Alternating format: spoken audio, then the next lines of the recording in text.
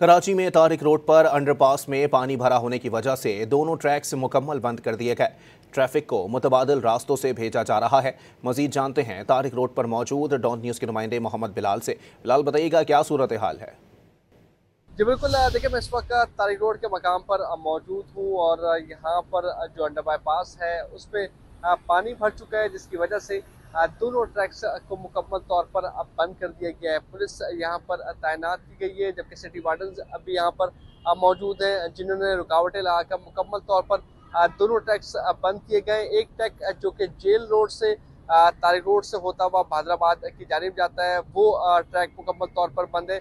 और बहादुराबाद से होता हुआ तारिक रोड के मकाम पर ये अंडर बाईपास है और यहाँ से होते हुए जेल रोड की जानिब जाते हैं। ये ट्रैक भी मुकम्मल तौर पर बंद किया गया है। यहाँ पर पानी मौजूद होने की वजह से ट्रैक्स बंद किए गए हैं। ट्रैफिक की रवानी यहाँ पर जो है वो मुअत्तल की गई है। तमाम तर जो ट्रैफिक है वो मुतबादिल रास्तों पर भेजा जा रहा है, लेकिन यहाँ पर जो पानी मौजूद है उसके निकासी आपके लिए अभी तक कोई इक़दामात नहीं किए गए।